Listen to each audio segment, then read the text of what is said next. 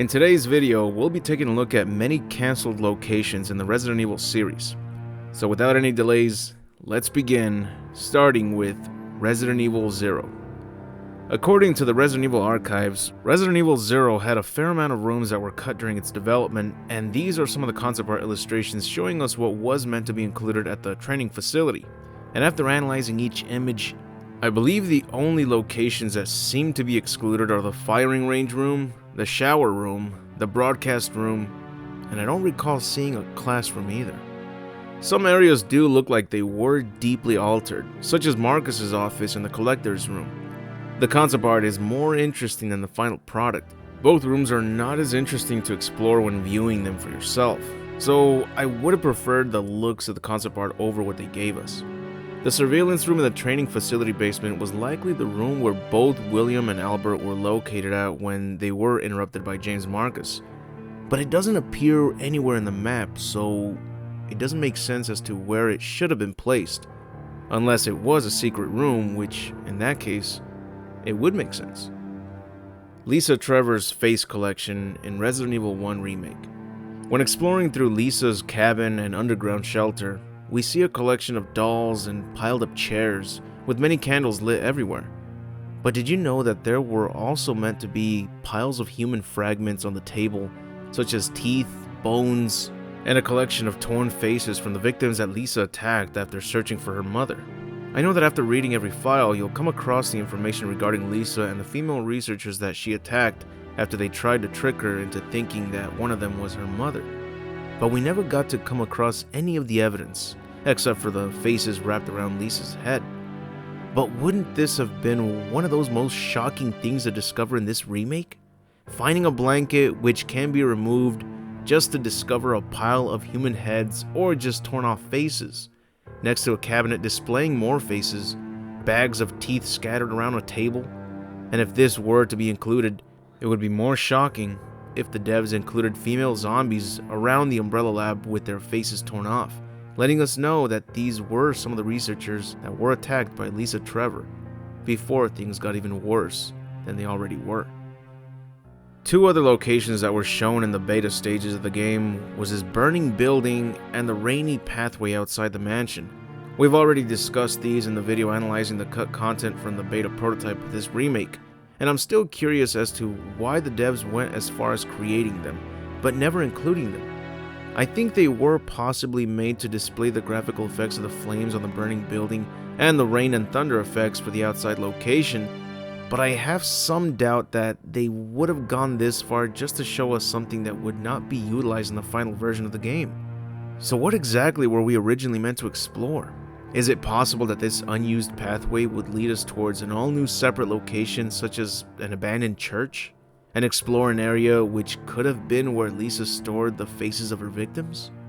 And maybe after dealing with her, the player gets to set the building on fire in hopes of bringing her down and giving Brad a signal of where he could find us, seeing as he was asking his Star's comrades to give him a sign so he can quickly pick them up. Then maybe this would ultimately fail due to rain putting out the fire. Seems possible.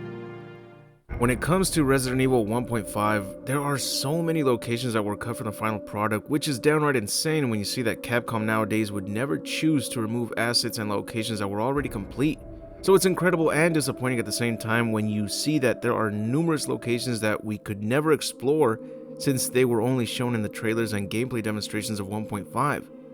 Within these trailers, we witnessed areas with different designs, like the Raccoon City Police Department appearing more like an actual department over the museum that we got in the final product. The front entrance looks so much like an ordinary police department, and the beauty about this presentation is that it does look like the station was under attack, whereas in the final version, everything in the front lobby appears well organized, almost as if nothing really happened and every officer was just attending a meeting at the conference room at the same time. Don't get me wrong, I love the appearance of the RPD in the final version, but the main lobby just doesn't appear to show any signs of an outbreak, only when entering every room around it. Even the front entrance appears unscathed. But here, they definitely made it obvious that the police station had been under attack, and it's highly unlikely that it's a safe zone. I heard that when starting a game as Elza Walker, this would be the exact location of where you begin, And since she arrived on her motorcycle, then she must have rammed her vehicle onto the entrance of the station, which would explain the mess that we see at the front. And if this is true, then does there exist a cinematic intro cutscene of Elsa running into zombies and making her way to the RPD, then crashing into it? And look at these areas. You could imagine what went down while officers were fighting to protect the station. There's blood splattered everywhere, books, papers, and files scattered all around. Even with the lights on, it still gives you chills. When it comes to playing as Leon, you start the game off on the rooftop of the police station. And if that's true, then does that mean that Leon was already fending off against zombies with officers by his side, but they decided to ditch him before he made it to the rooftop? Oh, that's just freaking great. Now what am I gonna do? I think that could have been a possibility because it sounds a lot like the same introduction for the STARS members in the first RE game, and that would explain why the devs would go back and change his introduction so it doesn't feel like they're repeating the same character intro. Aside from that, I like this view. We get to see buildings with very few lights on, and you immediately have to deal with zombie crows, which is good because it demonstrates that even if you think the rooftop is safe, you're in for a startling surprise. Gotta love the appearance of the jail cells in the prototype as well. They really should have kept it, especially since this is exactly what it looked like in George Romero's commercials for Resident Evil 2. That moment when you walk almost to the center of 4 jail cells and zombies instantly try reaching out for you at the same time, this would have startled the crap out of me. They included a shooting range in the prototype as well, and this surprisingly ended up making it into the remake of RE2. But here, it looks like it could have been part of a puzzle. The remake version only included items to find in that area as well as a Mr. Raccoon toy.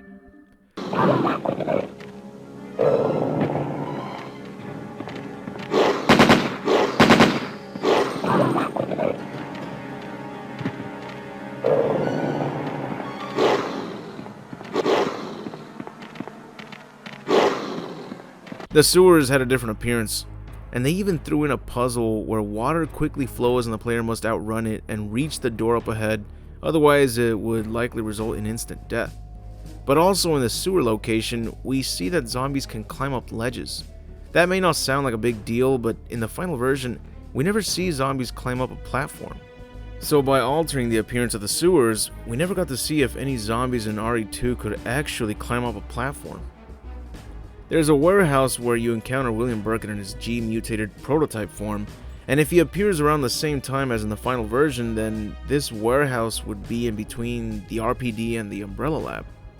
This location looks like the outside area of the warehouse. I'm still wondering if it is a warehouse, but if it is, then exactly how big is it? How much time would the player spend exploring it all? It looks like you'd end up exploring it after exiting the parking lot of the police department.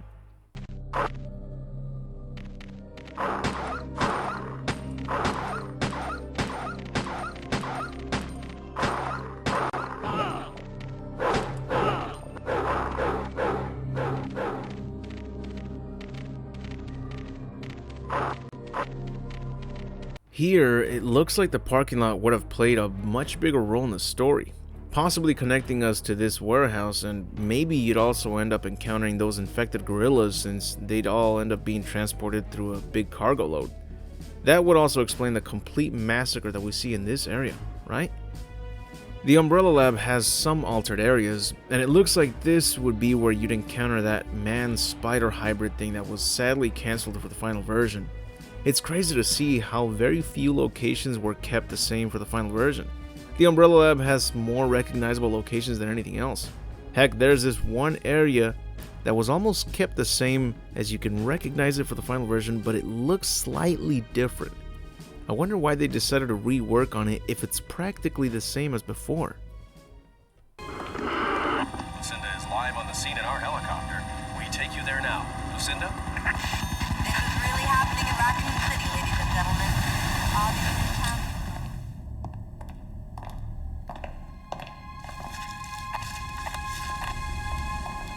Back when Resident Evil Outbreak was known as Biohazard Online or Resident Evil Online, we received trailers that would show us many locations that would not be included in Outbreak 1 or 2, starting with Army Street. And from the small amount of footage we got, you can barely tell that this was where the hospital would be located at. And after playing through the first and second Outbreak games enough to fully understand each scenario, placements, and the pattern of how they start you off, I believe we would have gone through a small portion of the city streets, or in this case, Army Street, before reaching the hospital.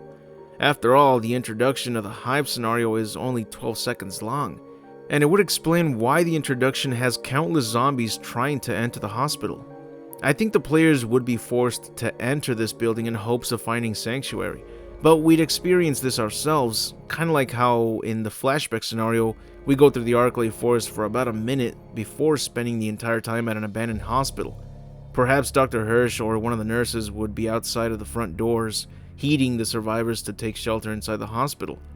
But maybe this is why the Army Street portion was cut, not due to space limitations, but because it would have felt far too similar to the flashback scenario, since that too has us exploring yet another hospital. And I don't think the space limitations would have been a problem, seeing as there's actual gameplay footage of survivors going through Army Street before entering the hospital. A Day in Raccoon City. This was the name of a building that appears to be a motel owned by a cancelled character called Mickey.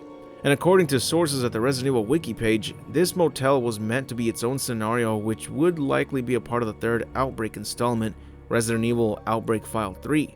But since that game was cancelled, this scenario would never be experienced. And all we have left are a few glimpses of gameplay footage that was revealed with one of the early trailers of the game. The beauty about this scenario is that it'd be the only time where we'd see heavy rain outside. It's also mentioned that survivors would explore the motel, searching for videotapes hidden all over the place, and this would be how the player progresses through the scenario. Not sure how this would work out unless the footage within each tape revealed a secret location or where you'd find a certain item to progress. But it's also mentioned that the motel owner Mickey is a hostile person, so it's possible that he had bad intentions and in a way kept skeletons in his own closet, which players would then realize after observing the hidden tapes. I would hope that this was the case, because once again, if this is a motel scenario, we already have the Hellfire scenario, which takes place in a burning hotel, and the last thing we want to do is repeat more scenarios with a similar execution. Throughout the early trailers, we get quick glimpses of a boiler room, a shot below a bridge, a pier location, and an area that would only be seen in the ending of the Underbelly scenario, but only if the player did not reach the subway on time. However, the early footage shows Kevin attempting to crawl his way out of that particular area, so this suggests that the player would too get to explore this location rather than just see it as an ending clip. It sure would have been a welcoming surprise if it at least was an in-game location for the hard or very hard difficulty modes. As for the three previous locations I mentioned, I think the bridge and pier locations could just be part of the Decisions scenario, which takes place within the Raccoon University and around it. And they may simply be different angles, which makes sense due to the fact that the early trailers of the game showed different camera angles to give it a more effective presentation for the reveal of the game. And the boiler room was likely part of the Hellfire scenario for sure. Or, since there was a cut motel scenario, then it could have just been part of that location instead. Originally, I was going to include a discussion of the unused areas from the prototype of Resident Evil 4, known as 3.5, but I'd like to analyze more than just the locations of that beta, such as its story and enemies, since I've never fully looked into that prototype version. So we'll be taking a look at the prototype of Resident Evil 4 in its own video soon. For now, let me know which locations you think should have been included out of the ones we explored in this video. That's it for the video. If you enjoyed the video, hit the like button to give this video a chance to grow. I'd like to thank all my Patreon supporters for their impeccable generosity. Your support means a lot to me, and you are part of the reason why I try to make the best content that I can. And if you like this content, check out the rest of my channel. You'll find more entertainment from separate franchises I like to cover, such as Mortal Kombat, Dragon Ball Z, Celebrity Deathmatch, Men in Black, The Mask, Batman comics, The Terminator, TMNT, Dino Crises, Resident Evil, and more. If you're a Patreon supporter, check out my exclusive videos such as the Gantz content. And if you'd like to show your support, go to my Patreon and support the channel, which is only $1. Sacrifice that McChicken for extra quality content, my friend. But anyways, I'll see you all in the next video, and remember to have an awesome day.